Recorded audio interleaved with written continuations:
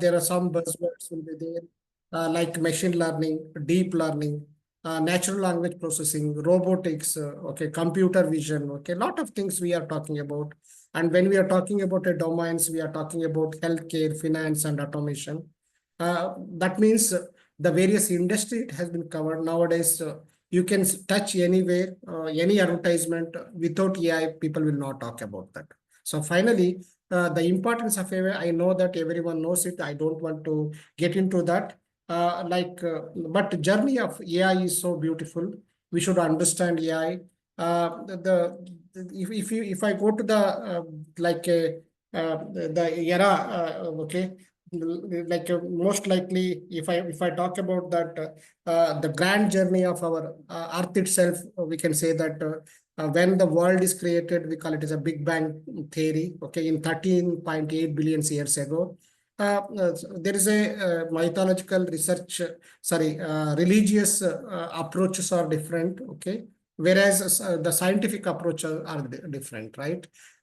Before when we talk about why are we discussing about an AI? If you look at the AI, people are talking about philosophy. It may be people are talking about technology.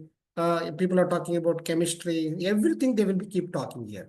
So that's why I wanted to give a touch on that. Okay, how our the evolution of our human Homo sapiens has happened, because when you talk about intelligence, okay, origin of intelligence, I know that, okay, assume that 13.8 billion year ago there was nothing in the nothing was there. So that's why we have a concept of big bang. People they say that the world has evolved after that, okay. Then formation of the earth and life happened the 4.5 or 3.5 billion year ago. That is was the estimation. It is just like a balloon, and finally it has big bang is nothing but as you imagine that you have a balloon, in that a lot of particles are there, suddenly blast it, okay. When it is blasted, it is scale every day keep expanding, and one of the particle may be an earth, people we are talking about. When earth formed, okay, and so many years there was no life, okay, and suddenly the Homo sapiens came. It is assumed that 3 lakh years ago, we could start seeing. When Homo sapiens came, there are other species also there, which are most competent, I think, in physically. But if you consider that, okay, which is the weakest one is Homo sapiens only. But still, we are humans. We is a part of Homo sapiens, and we are survived. It is because of that our brain expansion and our communication, that is called a language, and because of innovation. So because of these three things, finally we landed and we survived here actually. And this evolution, we call it as a the journey of humans. And finally, people have started thinking that, okay, can we develop such systems like our brain? So then we started thinking about we are inspired from Brian, and we started understanding how are we able to communicate. Okay, why humans are survived when compared to other species? Because we have a the very good communication language, and we could work as a team, and we can communicate even easily. And because of that, today the today's era, still we are exist, and our journey is there here. But what we are trying to say here in this journey, how humans are evolved, okay, it is only because we have survived because of our capability of a brain actually, right? So that is what we wanted to build to the machine, and that is why we are here actually, right? And so that is what we are talking about, artificial intelligence actually. So when we are talking about artificial intelligence, okay, it is started with, people are talking about 1950, then 1980, okay. In those areas, it was very slow, but many rule-based systems has been developed actually, and finally, 1990 to 2010, we are talking about the data-driven approach. Then we are talking about rise of general AI and super AI. And finally, if you look at that, when you come to the general AI, then super AI, we are targeting, and the evolution was not quite as easy, but they has the similar to the humans how they have like advanced actually. So today people are talking about a term called LLM, generative AI, quantum AI. People are talking about future. Okay, so all these things are a part and parcel of our journey actually. And it is because of that, okay, the rise of this actually, before getting into that, okay, let us understand what are the different types of artificial intelligence we have actually. So anyhow, we wanted to know that, so why are we learning artificial intelligence? What are the variants of AI we have actually? And people are talking about LLM, generative AI, and quantum AI, okay? Where does it will fit, okay? And what are the approaches we have to move towards to build that kind of agents in AI. And before that, broadly, if you try to understand, artificial intelligence is we call it as a three types of AI. One is weak AI, another one is strong AI, and the third one is super AI. So when you say weak AI, the whatever the system, okay, now it has been built, we can consider as a weak AI actually, like a Siri, Alexa, Google Assistant, okay, all are weak AIs. That means this will perform only one task or a single task. We call it as a weak AI. Nowadays, you can see a lot of advertisement. It may be controlling some TV through AI. Okay, they can say that AI is controlling. Okay, if you are controlling a fan, then people say that through AI we can control the fan. So that is a small task. People have started talking about AI is controlling. And if you look at the advertisement, people are always put the word called AI. Okay. Still, we are not in the era of super AI. Still, we are in the era of like a weak AI actually. So that is called narrow AI. I can say that we have developed it is a rule-based system. If you do X, then do Y. So like that, if condition X is true, do perform ABC. Like that, Siri, Alexa, Google Assistant, use some commands and you are able to deliver. So that is what we call it as a broadly we are talking about is weak AI. When it comes to a strong AI, okay, actually speaking, still now ChatGPT we are talking about, okay, but still it doesn't have a cognitive abilities, emotional ability, okay, but still learning ability we have developed, okay, and reasoning ability, still some extent we have done mathematical transformation, but still I cannot say that, okay, we are in the era of strong AI, okay. And we were looking for a superhuman, similar to an Einstein kind of these things we call it as a super AI. Okay. So when we are talking about this, okay, current era, now people prominently working towards weak AI. That means whatever the system they are finding, we are automating. If someone wants to generate a question paper, automate that, okay, through AI. That means automatically study the subject and give the data and it can generate the question paper. If I want to predict the question paper, I can predict the question paper. So this type of research we are doing, okay, and we are talking in the current era. In this journey, there are two aspects we should remember. As the AI should progress, that we are talking about the computational power. That is a hardware infrastructure. So when you have a hardware infrastructure, then definitely we can able to move forward. That means quickly, if I summarize, what we have understood is artificial intelligence is nothing but building the capability of the human. That is what we are trying to do so. And then we realized that, okay, from the earth revolutions to the human is exist because of a language communication and because of his the mental power or brain power. So what exactly our people are trying to do is they wanted to map a machine how our the brain is working similar to that. We are trying to do that. How we are able to memorize. We wanted to memorize the system, and all those things is an effort towards people are working on that. So that's why you could see a lot of the AI things actually. So in this journey, okay, when we are talking about, okay, so next is people are when it is birthed in 1950 to 1980, it is a simple machine. There, whether the human can able to identify or not, whether machine is talking or a human is talking. If that was the level kind of test, in general, I am talking about is Alan Turing test actually. If something is passed, we call it as AI kind of machine. So most of the machines are rule-based systems has been developed. And after that, okay, there are machine learning revolutions. What is machine learning revolutions?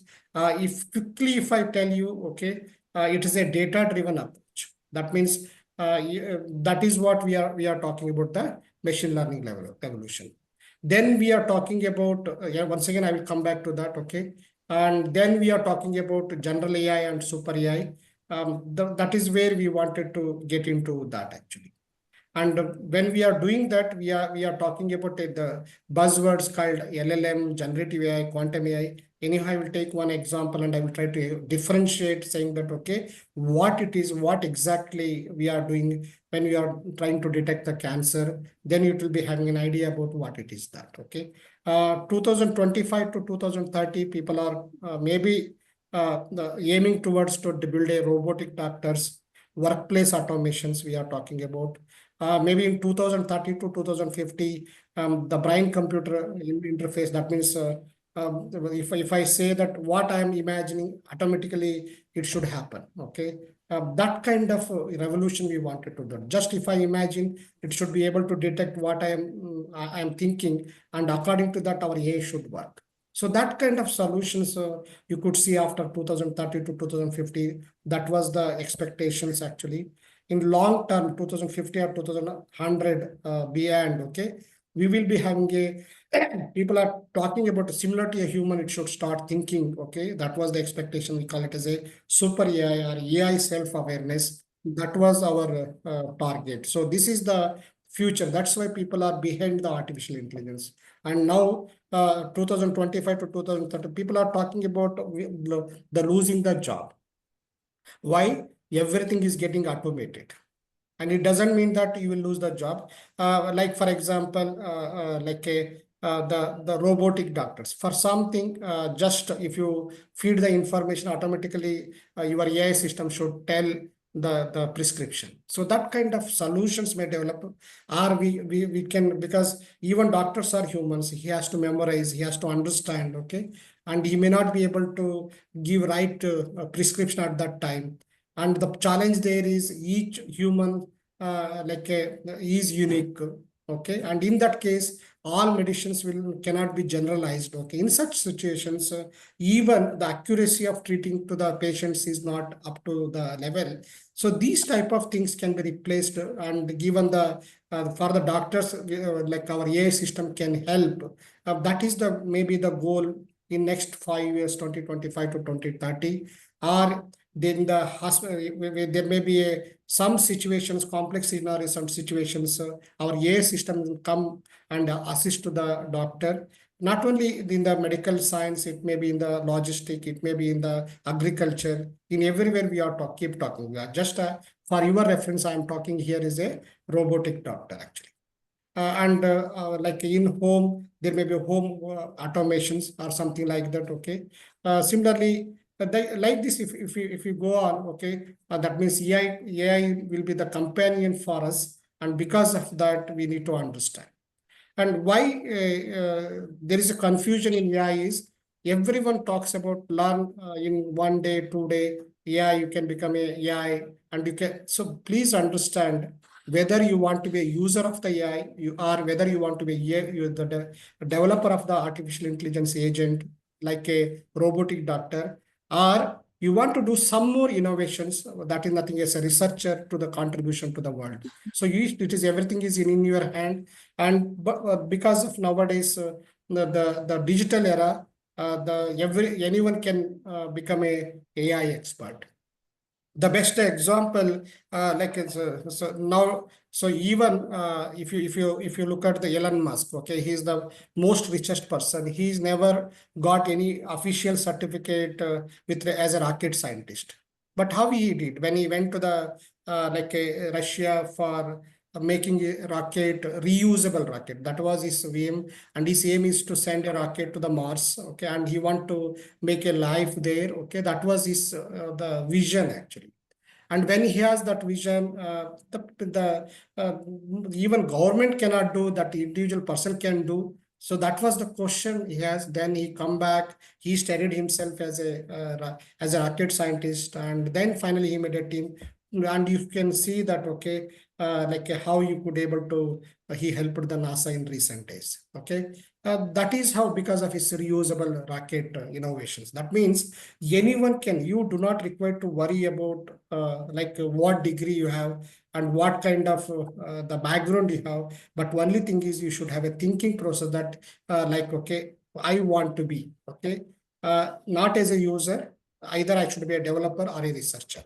So in that context, if you wanted to do that, then definitely there is a way to do that. That's why this webinar we are talking about here, how can you reach to that stage? That is how we are. That's why we are discussing about, first we try to understand what is AI, artificial intelligence. Then we try to understand what are the different types of weak or narrow, general or super AI we are talking about. Then in the milestone, we are talking about how like a general super and the modern AI revolution is happening. And 2025 to 2030, okay, what is the expectations and was there in the next era. So that is what we are discussing. So when we are doing this, okay, the key thing important is these are the milestones definitely helped us to nowadays people are talking about, recently after ChatGPT, people are really fond of artificial intelligence. So when we were a student, if someone says that, okay, you study AI, we used to say that, oh, it is very tough subject. Today's kid, if you ask AI is simple, we can learn very easily. Okay. But unfortunately, some people have been misguided that, okay, just learning some ChatGPT, prompt engineering, you cannot become a AI. So that is, and just the learning the tool is different, which is developed by someone else. And if you want to develop as a student, always should have habit to develop their own tools. Okay, to contribute to the society, and that was the expectation. It is not that to become a users of the AI rather than a contributor to the AI development. That was the expectation from the society, okay? And we are expecting you people to understand the importance of that. The key AI milestones, because of people have now wondered, looking forward AI is the IBM Watson 2011, which is just like a question answering. Okay, you questioning and it is like a chatbot. Okay, it is answering it. Okay, and AlphaGo, or the DeepMind, which is a it is a demonstration of the reinforcement learning. Will come to that. Okay, DeepMind defeated a world champion in the game. Okay, then we know, everyone knows GPT now. Okay, how it is it can assisting for writing a any letter or a code or creative task. For all these things, so now we are dependent on GPT, and because of that, today people are talking about artificial intelligence. Because now people are talking, we started with artificial intelligence, then we talk about machine learning, then we talk about deep learning, then we are talking about generative AI, and then we are talking about LLM, and finally we are talking about the quantum AI. So this was the revolution. And because of these buzzwords, people are started thinking that it is never ending. So yes, revolutions are there, but everything is sequential, and you should understand. So when you understand that, just let us understand few terms. Okay, one is machine learning, like a deep learning, natural language processing. Just I wanted to give a highlight towards it. Like a machine learning is nothing but like a learning from the data. That's it.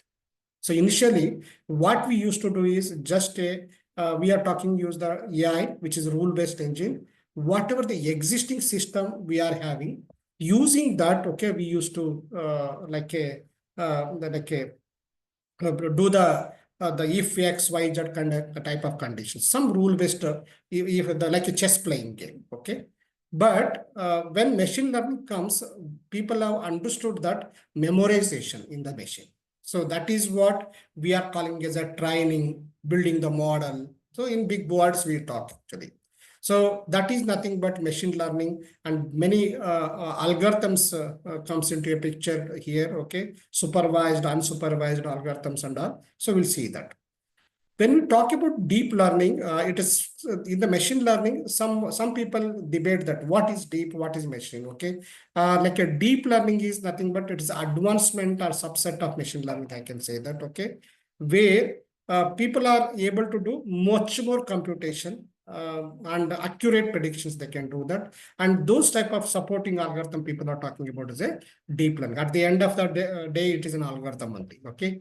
And if you think, if you forget all these terms and jargons, we are learning an algorithm, we are implementing, and we are using the computational power. That's all we should remember. These buzzwords, people are thinking that it is making more complex, making that, okay, oh, it is too vast, too much. Rather in simple term, if you know that, okay, it is a AI, it is a machine learning, it is a deep learning, all are at the end of the day is an algorithm. Only you have to understand so what are the approaches and what are the algorithms? Now, when you talk about NLP, that is nothing but like a text. Okay, if you type some text in ChatGPT, so what it is that the text is coming, right? Information, Google translation process. These are all we are dealing with a text information. Then we call it as a natural language processing. Okay, like a human kind of responses we are able to get for a text, that is called NLP. So that means if I want to work with a text, then I have to learn the NLP. If I want to work with the images and like image comparisons, face recognition in the smartphone, then we are talking about complex security systems. If I want to work, people are talking about accuracy to improve. There is some complex algorithm has been built that is called deep learning. And whereas machine learning, we are talking about the basic traditional algorithms. If you use, that is called a machine learning. So like this is the component. And also people are talking about nowadays like a medical imaging. So for diagnosing the diseases and all those things, people have started analyzing X-rays, MRI scans, and that is called computer vision. So when we are talking about images and videos, then we started using the word called computer vision.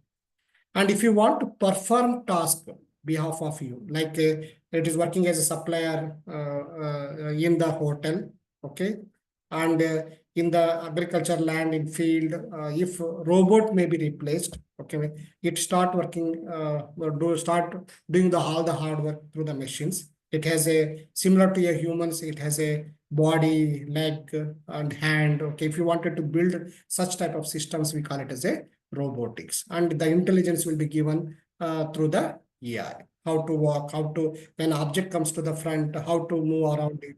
So this is what we are talking about is a robotics. That means the journey is quite fascinating, and it is not so if you try to understand in layman term in the sense like how the non-IT person can able to understand that only if you have to learn some algorithms and process, then you can become the very good developer in the artificial intelligence.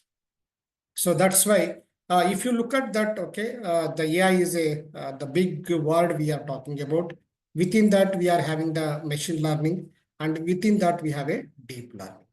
So if we have it is a combination of all three, like artificial intelligence, around that we have a machine learning, and around that, within that, we have a deep learning. When we are talking about AI course, okay, people are always explaining these type of concepts only, these type of algorithms only, how to use those things and how to automate the things. So that is what we are talking about as a machine learning actually. So machine learning is not and deep learning and all are part of the artificial intelligence.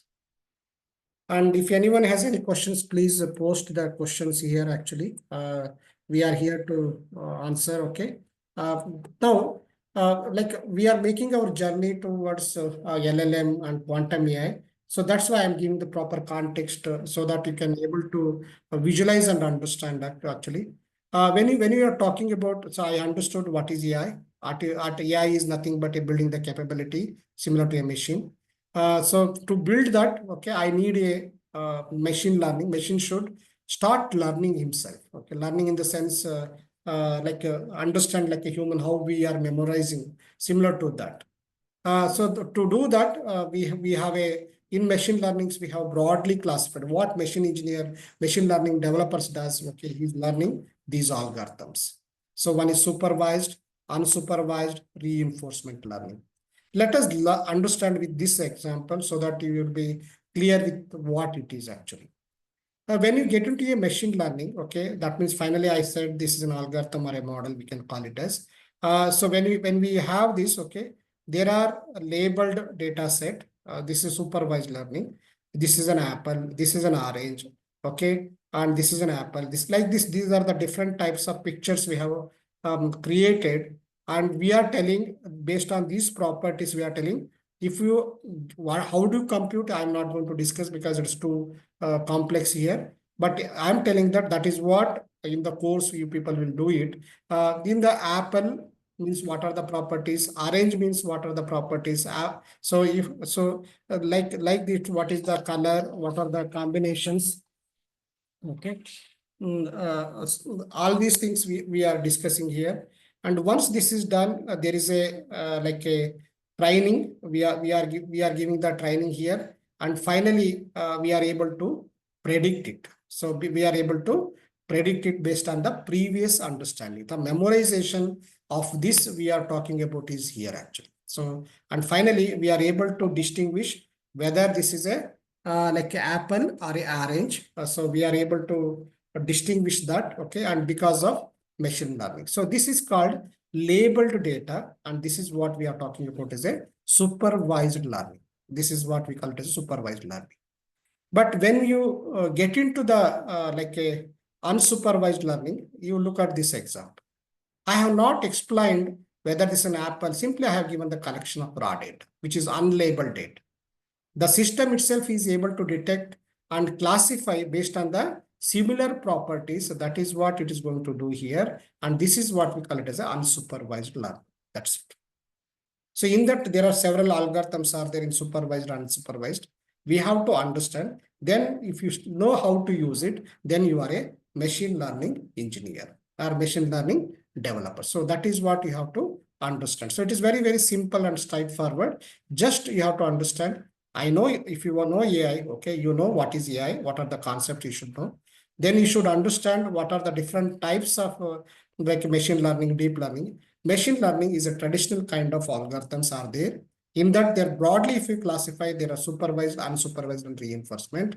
Supervised means what? There is a set of like a different types of features based on this. We ourselves will label and we explain, and based on this memorization, computation, and finally it is going to like a determine and predict. So that was the expectation. And similarly, unsupervised, it is a unlabeled data. So we are able to, and we are able to then compare and classify. And for that, various algorithms are there. We are going to group it based on that. And we are in, so, but Python is just a tool. It is a language, okay? And in that already, these algorithms has been built, and they have given some structured order. Just by using that, we are able to do that. Whereas reinforcement learning, when you are talking about it here, actually, there is a response, trial and error. Okay. For example, you do something, and if it is successful, okay, and we improvise next. Okay. So every time we are doing the trial and error, we call it as a reinforcement learning. So these three types of algorithms, if, for example, autonomous vehicle. Okay, when vehicle is moving, it knows that what is the object. Okay, and what kind, whether it is a road, whether it is a what kind of road, everything it learns on the field. Okay, and try to improvise it. So that is what, and we record it and try to improvise it. So that is what we call it as a reinforcement learning. So usually traditional AI developers learns all those things actually. And in the market, we have a lot of jobs associated with AI developer, AI architect, machine learning engineer, data analyst, and data scientist. Okay, these are all there, but foundations almost all for all the roles almost same actually. As a AI developer, he can build, test, and deploy. As an AI architect, he can create and maintain the architecture. As a ML developer, he can develop the models, that is through algorithms. As a data analyst, he can able to give the insight based on the data, and he can give the some visualization report and look, this is because of this, these are the implications.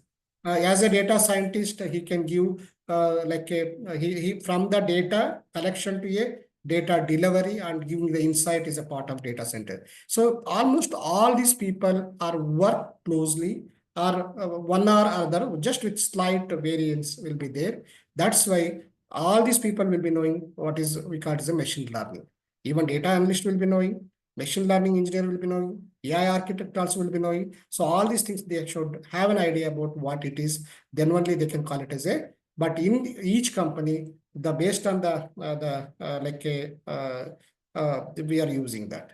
But all these algorithms are most of the time we build based on the Python only. You have to learn Python. Python is very simple language. It is not so complicated compared to a Java, .NET. So only thing is we need a patience, because lot of jargons will be there. Whether you are from BCom background, whether you are from BCA background, whether you are from MCA or MSc Mathematics, Physics, the AI you doesn't differentiate anything. If you have a passion, so similar to Elon Musk, how he become a rocket scientist by studying without official standard certificate, he is able to build and contribute to the society. And similar to that, you can also improvise in your current work, and also you can build the by building a some solution to the society. So that is what we wanted to do that. So most of the time, so how in simple word, if I talking about is in our mind, like we are memorizing, that is based on the data, and based on that data, accuracy will be there. That is what we are doing here actually. And if you look at that, so there are these are the some of the like a skill set you require to learn to become a developer. So here programming languages like a Python people may learn, R programming, which is both languages started before Java. Please understand, 1991 only. Okay, but after ChatGPT, people have started suddenly started thinking about Python, because it is a rich in libraries. Both are in rich in library, inbuilt libraries. Just you have to use it, and that is why you can this one. Similarly, framework tools, TensorFlow, PyTorch, or say Skitlearn. These are all the things you are going to learn. As a data analyst, this one Pandas, NumPy, Matplotlib. Sometimes we may learn the Tableau, Power BI for visualization, better visualization. So that is what you are going to learn. Some you should have an awareness about the cloud, because computational power in the cloud for AI support, the more the computations is required. Our human brain is somehow is able to do it with the less memory or less size. Okay, but similar thing they are developing there. And for that, nowadays all these clouds are supporting for AI development. And because of that, and also you should have a patience, problem solving, critical thinking should be required. Creativity and innovations, this will come obviously when you start thinking towards a problem statement. And also more or less communication and team collaboration, and adaptability to the emerging AI trends. If you are able to do this, learn this, I think you are in the journey of AI. So that's why these are some of the prerequisite skills when you are doing the as a AI developer, people are doing this. But when we come to this as a this one, in each organizations they will follow this actually. Finally, if you see that these are the jobs tags people are will be using. NLP engineer, only you are working on text, the NLP engineer. Images and audio or something, video, something like that, you are a computer vision engineer. Okay, and so like a and AI ML is a software engineer, AI researcher, data scientist, machine learning, robotic. similar AI ethics, AI product manager, and AI sales engineer. So basically, programming language people are using Python. Earlier days, when we started, people are majority times we are using the R programming. Now people because both languages started together, and today in this era, people are learning Python because more and more it's simple compared to any other language, and people have started for liking that. Because of that, people are talking about. And suddenly, since we have a less time, so just I wanted to jump into that some concepts like what is LLM? Okay, let me take a simple example and try to explain this actually. So I have chosen the cancer detection is one problem statement. Okay, if you have the cancer detection, I can use machine learning algorithms like a supervised or unsupervised algorithms or reinforcement learning algorithms. So we can learn and we can do that. Okay, so that is called AI contributions. Okay, when we talk about LLM, people should not think it is something different. Okay, like what is LLM? Generally, you should try to understand what is LLM. LLM is nothing but large language model. That's it. You do not require to. In NLP, already people might know that, okay, natural language processing, how to deal with the text. For perfection, I need a more text, more train on the text. So many pre-trained data should be there. Okay. Then, for example, I want to write a poem around some XYZ. So ChatGPT, if you go and do that, and if you ask, it will give that, because many predefined, pre-trained transformers are there actually, and generally already it is built, and using that we are able to generate it. That's why if it has a massive text data set, it can understand. That is called LLM. And because of that, more and more accuracy, more accurate in translation, and because of that, people are started using the LLM. So people are using chatbots, virtual assistant, automated report generation, research and knowledge extraction, so language translation and content personalization. For example, you have a newspaper. I can't read all the news, BBC, what it is telling about Virat Kohli. I wanted to search across all the papers. I don't have time, only 2 minutes I have. Just if I have a like a or a which is built on LLM, just type Virat Kohli. It may pull the data from various the channels, newspapers, YouTubes, and it may give you a nice presentation. That is the contribution of LLM. So large language model is talking about more or less text advancement to a NLP. So usually in search engines, majority of time people are dealing with that. So usually for text related things, people are using LLM. It is advancement to the NLP. That means you should not surprise. If I know NLP, I know how to handle in the text related things. Only large data set will be used, and that is what we are talking about, the LLM. But when we come to the generative AI, okay, why this is people are talking about it? Like a LLM is a part of a generative AI, but generative AI, when you are talking about, for example, I want to work with like a cancer detection. I don't get the huge images to train. Okay, in that situation, what I have to do? I have to generate. Generate means using the existing image, I wanted to simulate or generate the more and more images so that I can train actually.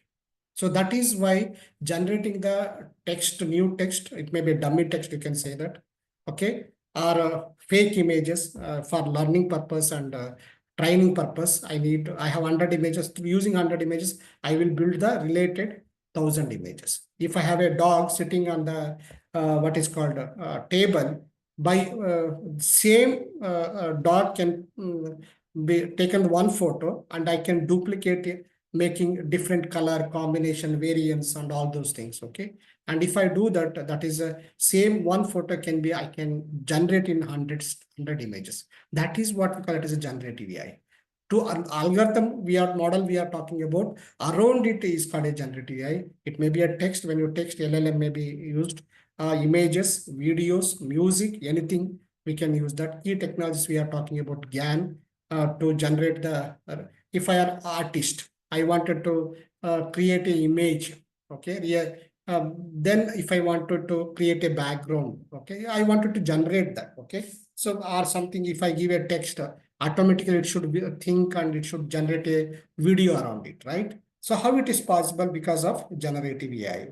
So data generation, and also sometimes I don't have I have to work on some research in healthcare or some gaming, but I don't have a computational power. Okay, then there may be a data exist around this. Then variation auto encoder. This is another type of GAN. I can say that. Finally, remember that. Okay, what is generative AI is nothing but creating the new content, including the text, images, videos, and music, or anything. We can call it as a generative AI.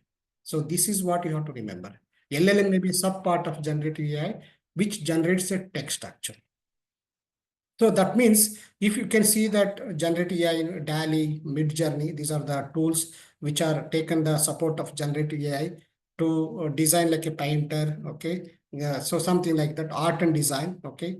Synthetic data generation, medical imaging, because for more and more tests to train, if you wanted to, I can generate the data augmentation, data generation.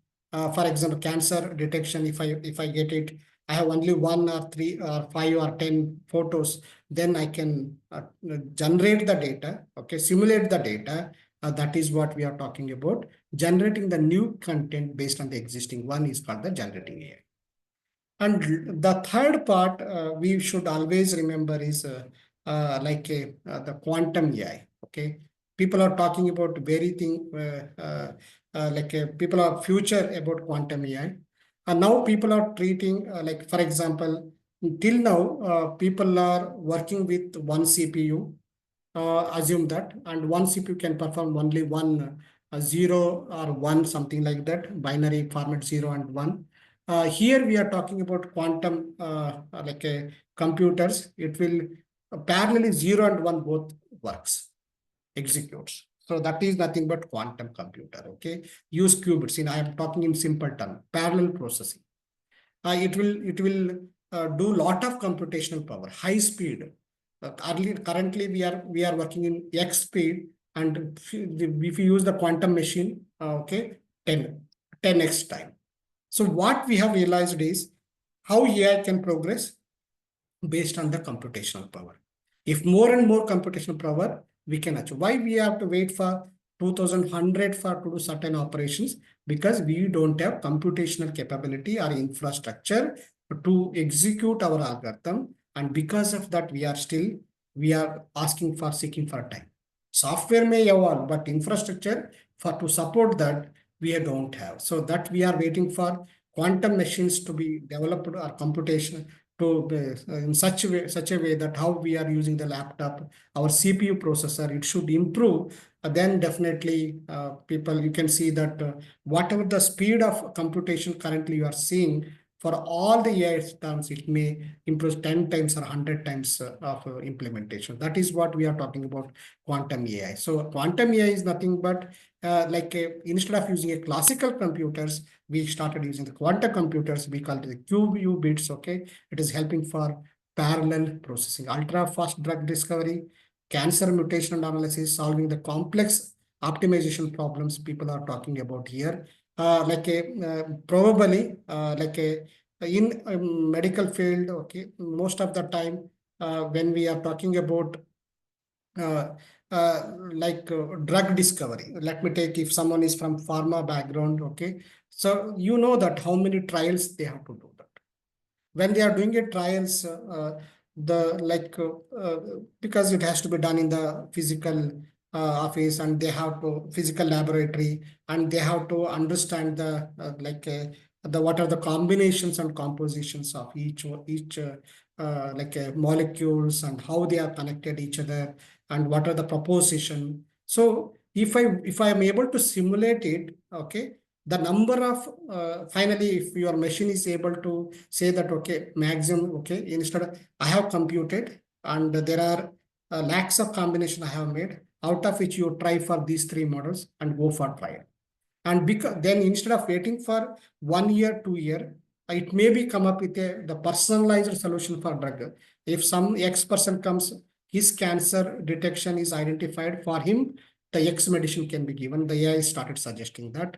And for other person, his history is different. Because of that, it may give the another kind of proposition of the medicine, and that can be helping to recover. So that's if you want to do that, okay, and then definitely our computing power should improve. That is what we are talking about quantum AI. Still, it has not reached to the stage where people are very specialized companies are working towards it. And because of that, people are talking about 2025 to 2030. By that time, we like similar to our the normal machine, people may start using that. So that's why quantum AI is nothing but we are working a AI algorithm under the quantum machines, quantum computing supporting machines, which is helping for parallel processing, unlike a simple processing.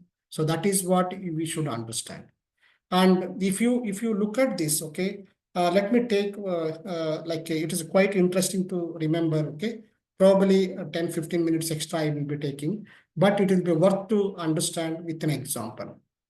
Assume that you have learned artificial intelligence, and after learning the artificial intelligence, okay, how this was like a cancer detection can be helped through the LLM, like a quantum computing, or you may be talking about like a generative AI. So if you try to understand this, okay, like for example, in cancer detection, what you have to do, X-rays will be there, MRIs will be there, mammograms may be there, many to detect that, okay.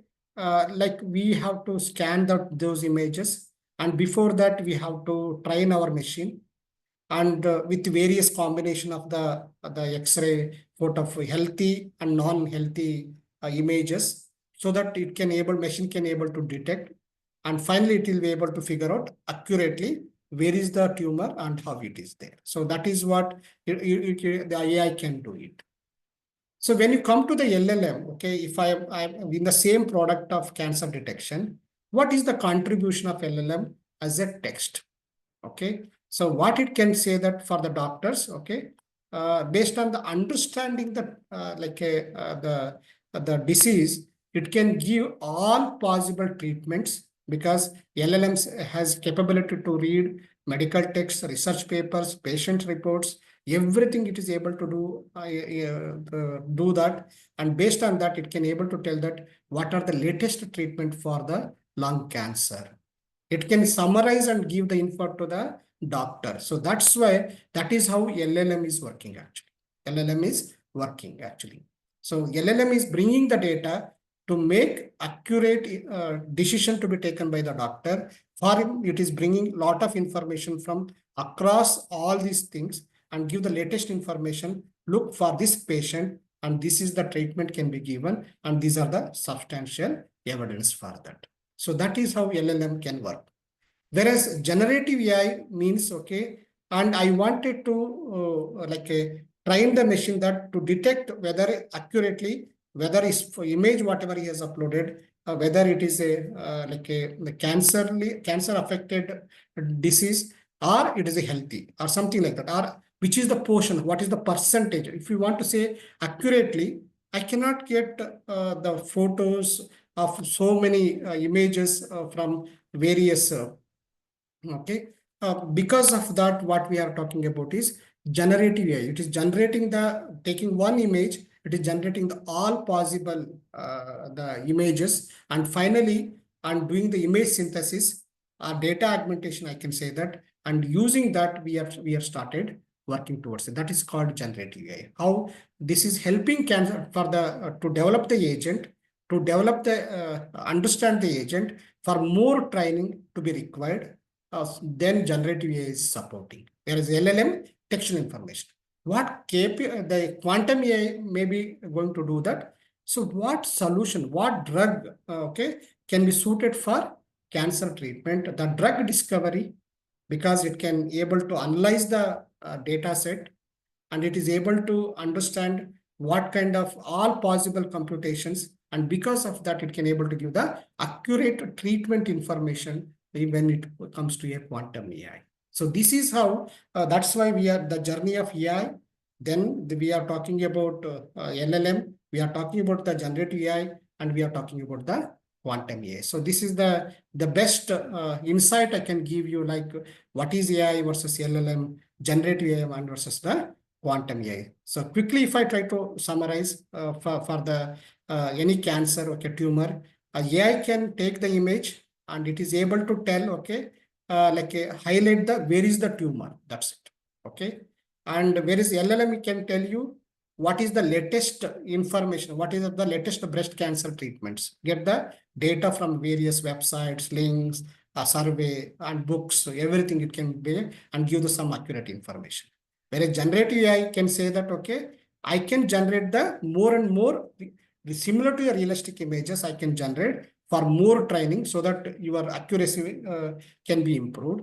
Whereas quantum AI can be able to help you to identify the best treatment for you. So that is why people are talking about, this is what one case study, similar to that you can apply for various fields. That's why people are talking about Python. After learning, people are talking about machine learning. After that, people are talking about LLM. Then people are talking about generative AI. And now people are still quantum AI. People have not started. Just you can see that a lot more things in research in quantum computation also and quantum AI. So in every day's life, you could be able to see that actually. And because of that, you can do that. So before concluding, I wanted to tell you, okay, the normal machine where we are working with CPUs, okay, but the AI infrastructure, I'm not getting into the which computer to be buy or something like that. Just I wanted to give an idea for you people. If I want to work with AI, okay, what should be the hardware infrastructure? So hardware infrastructure will be the like a GPU and TPUs I'm talking about. Okay. I think a TPU is from Google. Okay, they have developed. GPU is nothing but graphical processing unit only. So don't worry. It is so earlier days people are it is built for multimedia, for gameplay, for gaming purpose they have developed, and then they realized instead of CPU, let us use this for the purpose for AI. So that is why GPU is required, and TPU. The Google has developed the specific machine for deep learning, these things. The infrastructure, if you have this, okay, a GPU and TPU, then AI program computational power will be very easy, and rest of the things remains same. There is nothing like that, okay? And these are the like a software infrastructure we are talking about. So more computational power for us, we have to look into the GPU and TPUs actually. And because of that, okay, people, if they don't have a local machine, they can use Google Colab, AWS EC2, Azure ML Studio. Like this, we can use the cloud services also, and we can practice. For Google Colab, free GPU and TPUs for AI training is there. So Kaggles will give the free data set for you people, and cloud notebooks it will be giving. Azure also giving the some free tiles, so you can use the project to understand that. So this is how you can able to understand the infrastructure, hardware, software, and cloud resource. By using this, you can able to build the infrastructure.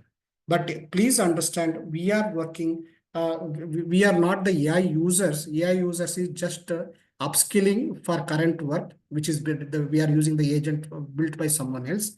As a AI developers, we are using the APIs which is developed by someone else. And whereas what we are talking about is AI like a researcher, when we are talking about to develop that algorithms, we come up with some research work by applying the various algorithms, and finally we are able to determine the algorithms. So we are all the people are we are the AI users, okay, directly or indirectly. And so that's why when you want to be a long-term career, at least you should be AI developer. That means you learn machine learning, deep learning, algorithms, how to use it, how to run this, how to come up with a solution.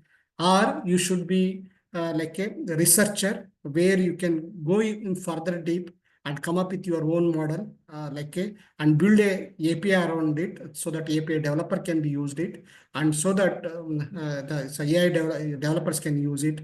And that's why AI researcher is more important in the mindset. Okay, we have to improvise our mindset. We should cultivate the habit of reading the research paper, and we should cultivate the habit of using that research paper. We can build the application. So if you really so some of the work we used to do is okay, like a cancer detection, career navigation. So if you look at this video, you could able to understand this. Okay. Career Navigator is an AI-powered So platform that helps job so seekers with just this is a career navigator. Just if you log in this, this is one of the example I wanted to showcase, where by after logging you can upload the resume, and after uploading the resume, and you can you can establish a chart here. So the career assistant, so you can chart. Okay, this is nothing but a text. The processing we are talking about, and you have uploaded the resume, and after that, okay, once you drag and drop your resume, I am talking about like if you upload, you can see that various skill set, identified skill set here, and what is the recommended job for this resume. So this is nothing but analysis, because we already fed a lot of data around it, and based on this skill set, which is the suitable job for that. Okay, this is how our system can recommend it. Okay, and based on the resume, also it can generate a questions to take a test, and finally it can identify what job is best suit for him, and based on the assessment, and finally it can go and say that okay, what is the recommended job for this. So these are all the some of the examples I can say that okay, for the AI applications like this. We can see healthcare, we can see a lot of research currently we are doing, and it may be Scribe, it may be like this, almost 8 to 10 areas we are working. It may be agriculture sector and all those things.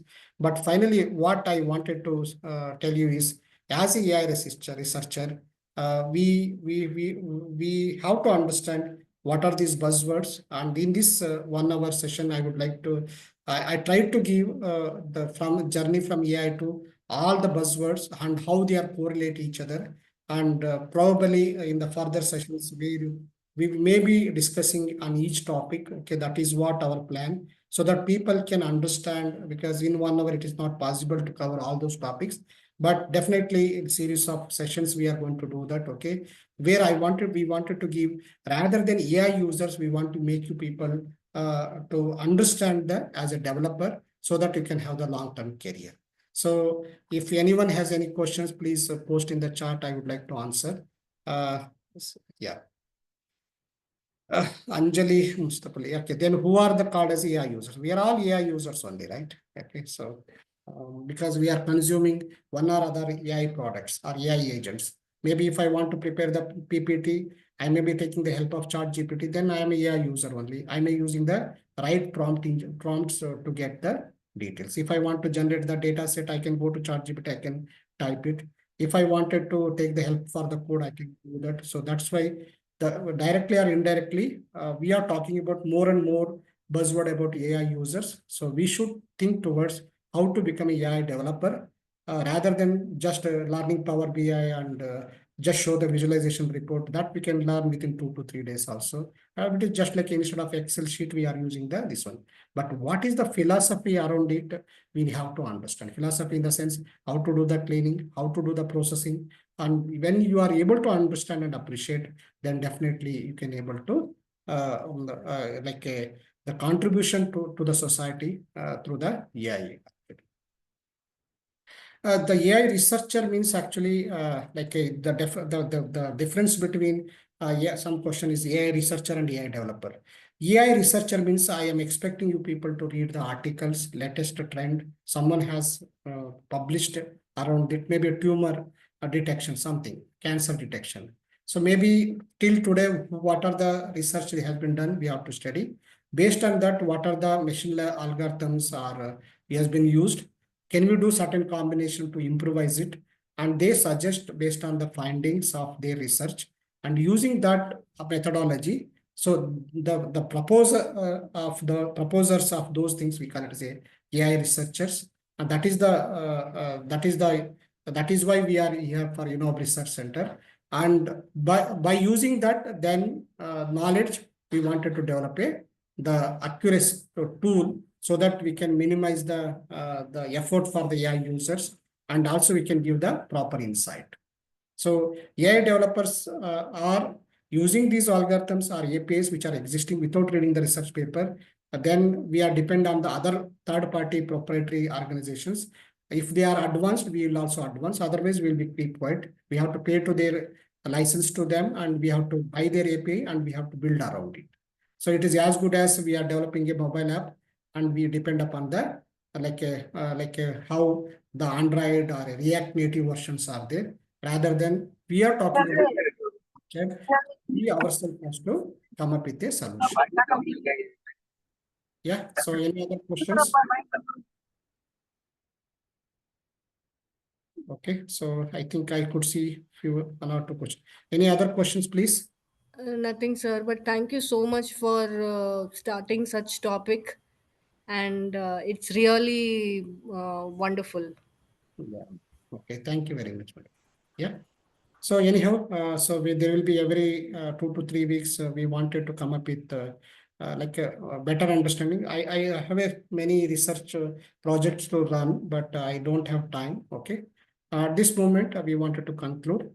Thank you very much for the participation on this Saturday on late night. Thank you. Thanks a lot. Thank you, everyone. Thank you, sir.